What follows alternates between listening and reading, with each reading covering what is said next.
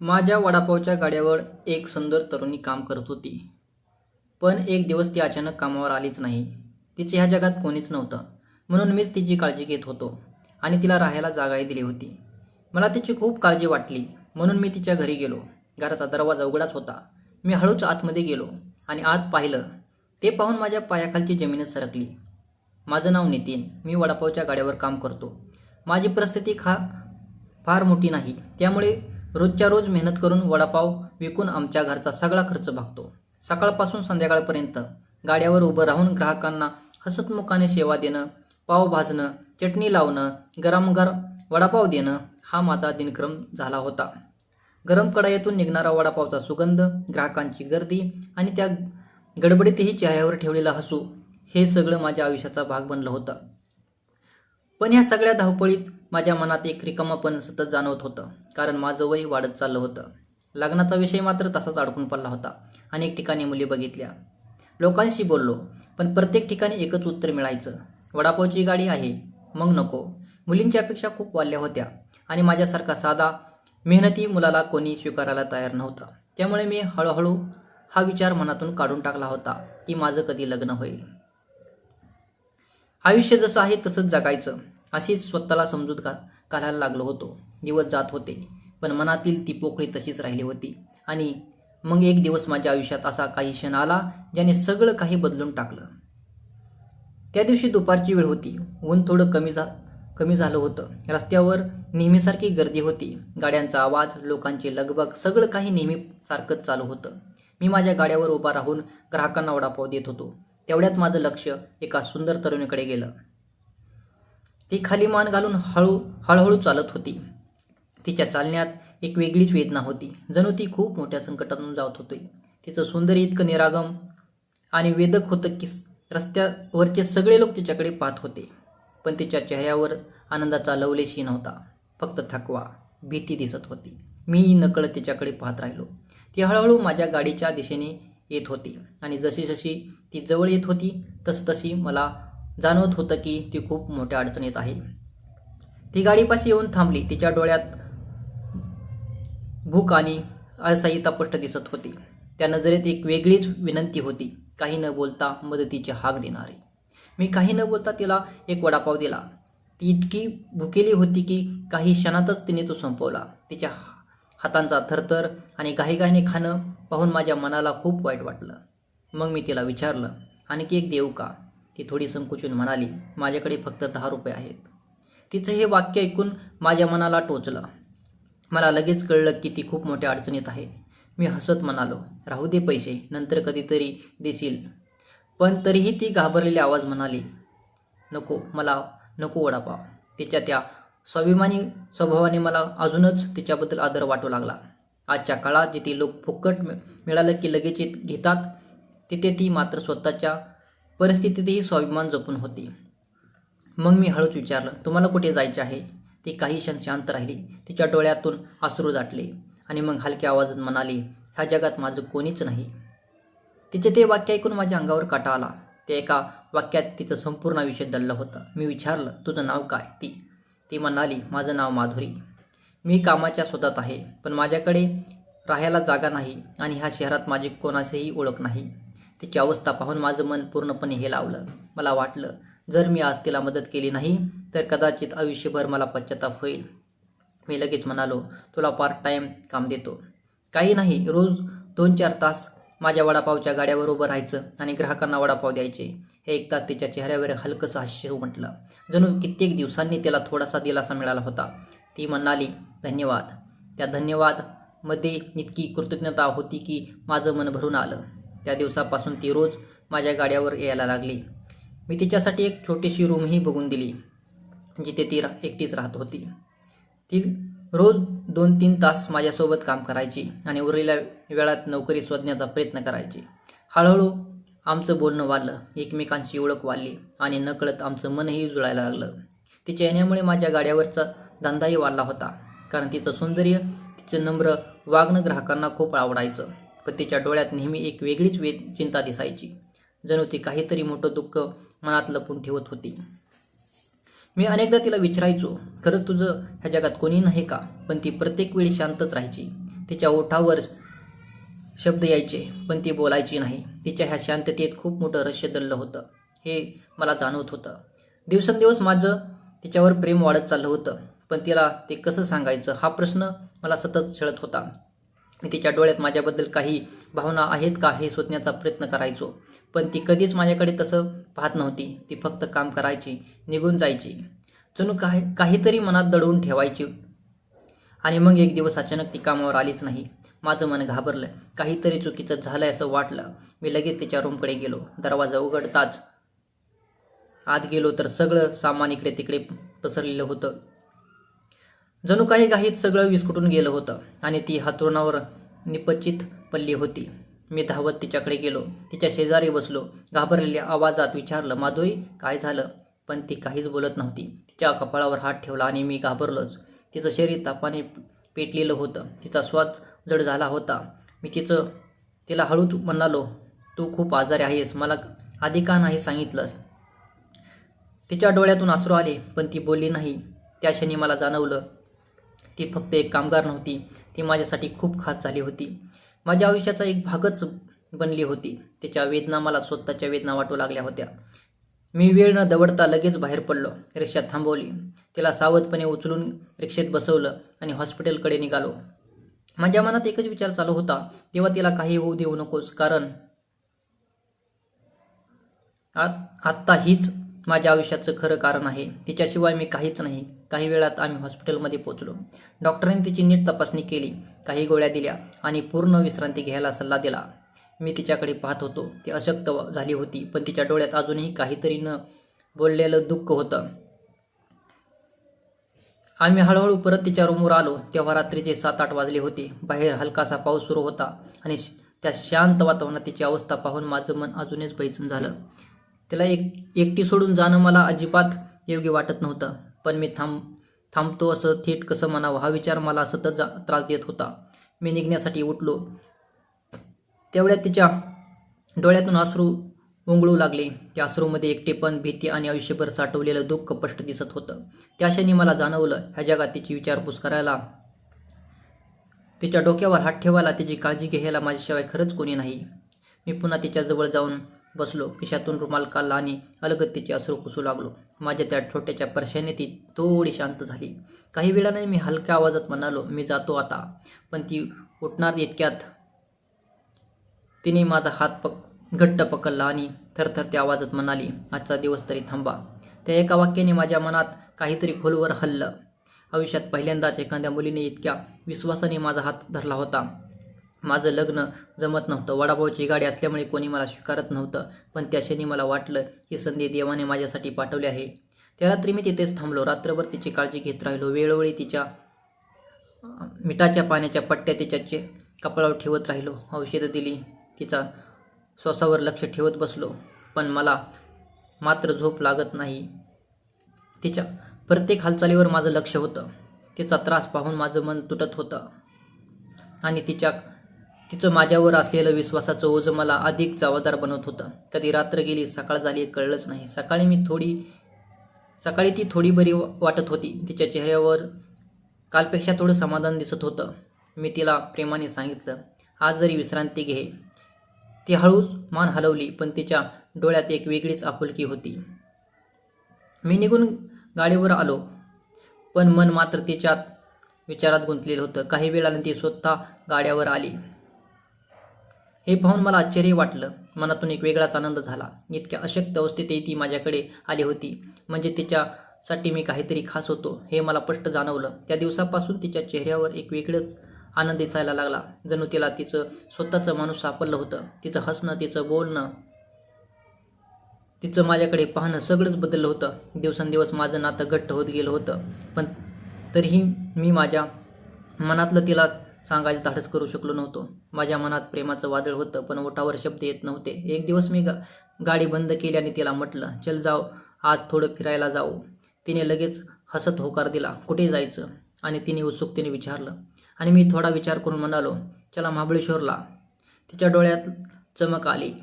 दुसऱ्या दिवशी आम्ही महाबळेश्वरला जाण्याचा प्लॅन केला. प्रवासाला निघालो तेव्हा मनात एक वेगळं समाधान होतं, जणू आयुष्य नव्याने सुरू होतं.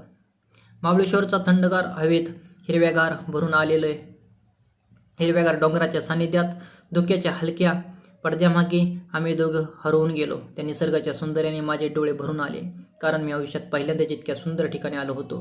तीही खूप आनंदी होती. तिच्या चेहऱ्यावर एक वेगळंच तेज होतं, कारण तिला आयुष्यात पहिल्यांदाच कोणी इतक्या प्रेमाने, इतक्या जिव्हाळ्याने फिरायला घेऊन आलं होतं.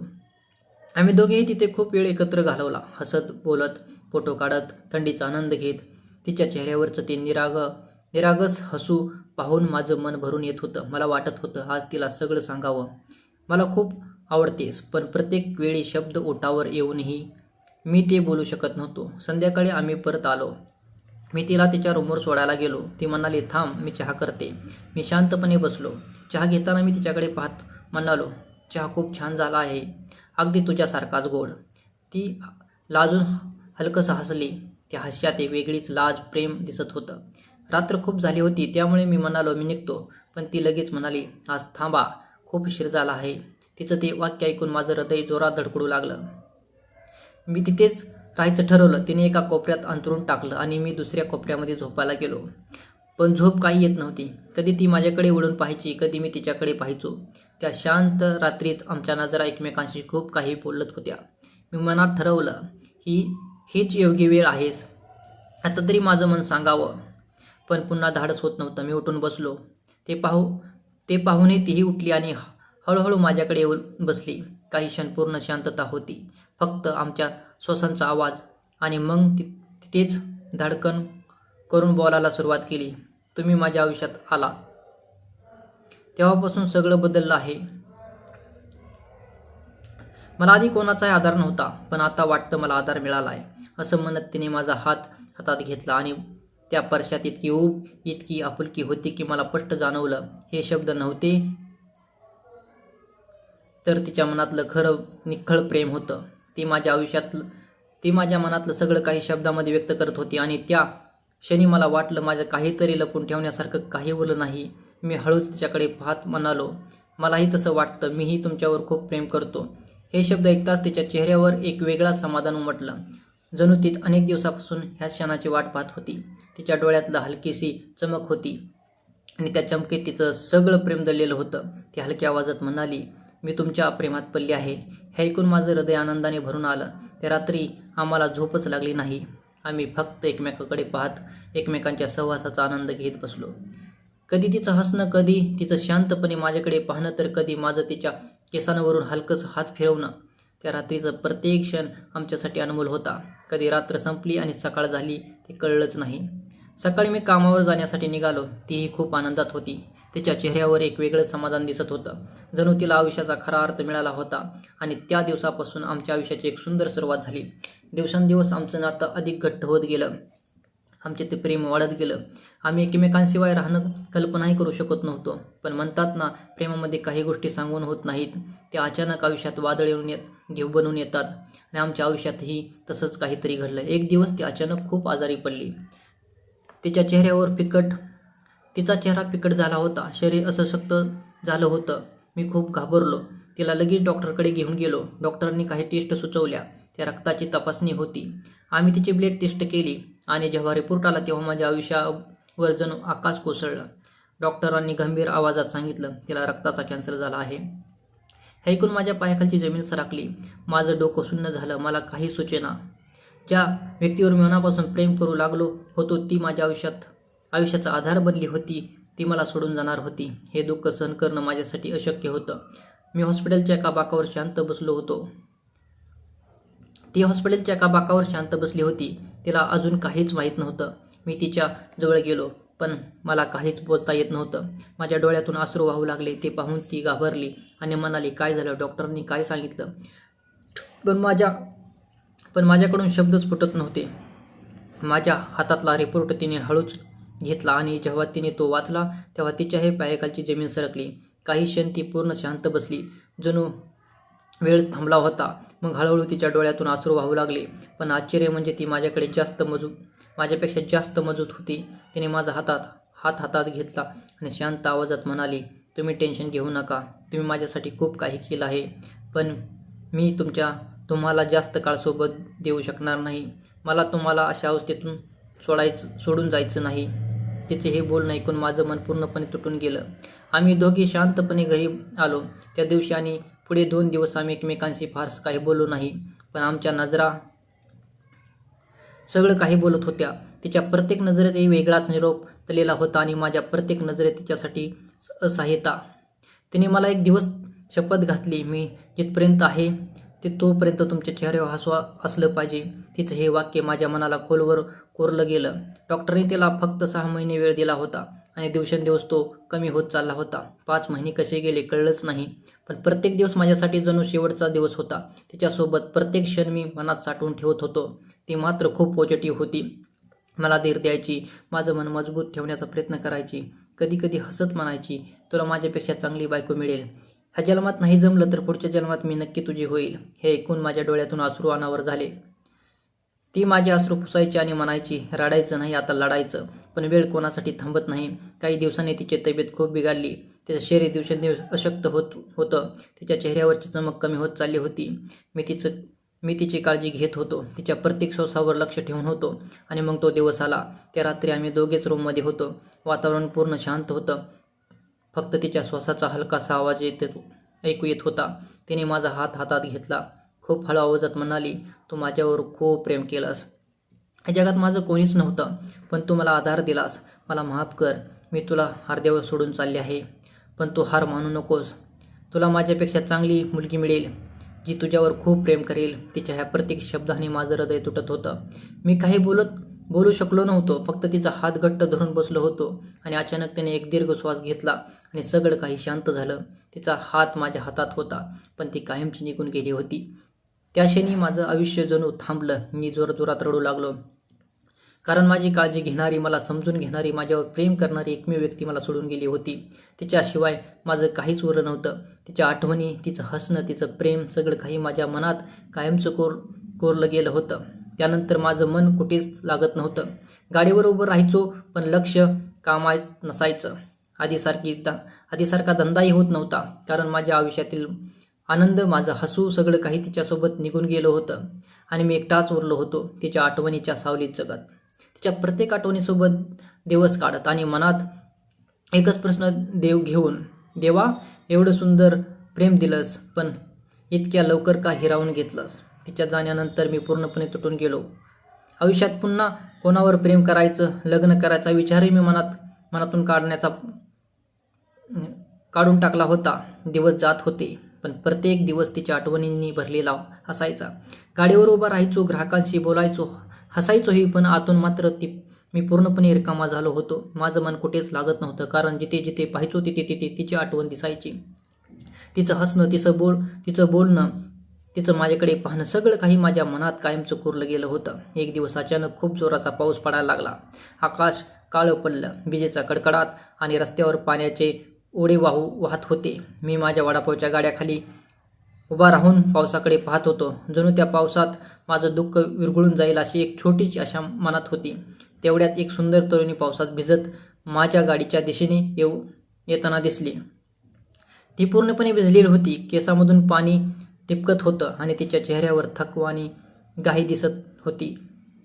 ती धावत येऊन माझ्या गाडीच्या आडोशाला उभी राहिली. मी सहजपणे म्हणालो, भिजू नकोस, इथे उभे राहा. ती माझ्याकडे पाहत थोडीशी हसली, पण तिच्या त्या हास्यात काहीतरी ओळखीचं वाटलं. अचानक ती म्हणाली, तुम्ही नितीन ना? हे ऐकून मी थोडा चकित झालो. मी म्हणालो, हो, पण तुम्हाला कसं माहीत? ती शांतपणे थोड्या भावूक आवाजात म्हणाली, तुमच्याकडे माझी बहीण काम करत होती. हे ऐकून माझ्या पायाखालची जमीन सरकली, कारण माधुरीने मला कधीच सांगितलं नव्हतं की तिला कोणी बहीण आहे. ती नेहमी म्हणायची की ह्या जगात तिचं कोणीच नाही. माझं हृदय जोरजोरात धडकायला लागलं. मी घाबरलेल्या आवाजात विचारलं, तुम्ही कोण? ती म्हणाली, मी तिची धाकटी बहीण आहे. काही क्षण मी स्तब्ध उभा राहिलो. माझ्या डोळ्यासमोर माधुरी सोबतचे सगळे क्षण जळजळ फिरू लागले. मी थोड्या थरथरत्या आवाज विचारलं, तिने कधी तुमच्याबद्दल सांगितलं नाही? ती हलक्या आवाजात म्हणाली, ती मला वाचवण्यासाठी माझं शिक्षण पूर्ण व्हावं म्हणून इथे आली होती. आमचे आईवडील नाहीत, आम्ही दोघीच बहिणी आहोत. ती पैसे साठवून मला पाठवत होती, जेणेकरून मी माझं आयुष्य उभं करू शकेल. पण तिने तिचं दुःख मला कधीच कळू दिलं नाही. ती नेहमीच माझ्यासाठी मजबूत राहिली. तिचं बोलणं ऐकून माझ्या डोळ्यात पुन्हा अश्रू आले. मला जाणवलं ती माझ्यासमोर जितकी मजबूत दिसायची, आतून कितीतरी जास्त दुःखी त्यातून सहन करत होती. ती पुढे म्हणाली, मी तिला गेल्या महिन्यात फोन केला होता, तेव्हा तिने सांगितलं की तिला कॅन्सर झाला आहे, पण ती इलाज करून बरी होईल. तिने मला येऊ नकोस असंही सांगितलं. आणि मग तिचा आवाज थरथरला, तिच्या डोळ्यातून अश्रू दाटले. ती शेवटच्या वेळी मला म्हणाली होती, माझी एक शेवटची इच्छा आहे. माझ्या गेल्यानंतर नितीन एकटा पडेल, त्याची काळजी घे, शक्य असेल तर त्याच्यासाठी लग्न कर. हे ऐकून माझ्या अंगावर शहारा आला. मला काहीच कळेना काय चाललंय आहे. माझं मन पूर्णपणे हेलावलं. माझ्या डोळ्यातून अश्रू वाहू लागले. मी काही बोलू शकत नव्हतो. ती माझ्या जवळ आली. तिने इतक्या हलक्या हाताने माझे अश्रू पुसले आणि म्हणाली, थँक्यू माझ्या बहिणीला तुम्ही दिलेल्या आधारासाठी. तुम्ही तिच्यासाठी जे केलं ते कोणालाही जमलं नसतं. तिच्या आयुष्यात तुम्हीच तिचं सगळं काही होता. त्या क्षणी मला जाणवलं, माधुरी आजही कुठेतरी आपल्याला जोडून ठेवत आहे. तिचं प्रेम अजूनही माझ्या आयुष्यात जिवंत आहे. काही दिवसांनी आम्ही एकमेकांना अधिक समजून घेतलं. तिच्या डोळ्यात मला माधुरीचं झलक दिसायची, पण तिच्यात एक वेगळाच आत्मविश्वास आणि जगण्याची जिद्द होती. तिच्यासोबत बोलताना मला पुन्हा एकदा जगायची इच्छा वाटू लागली. हळूहळू आमचं नातं तयार झालं. एकमेकाबद्दल आदर, समजूतदारपणा आणि विश्वास वाढत गेला आणि शेवटी आम्ही लग्न केलं. आज आमचा संसार सुखात चालला आहे.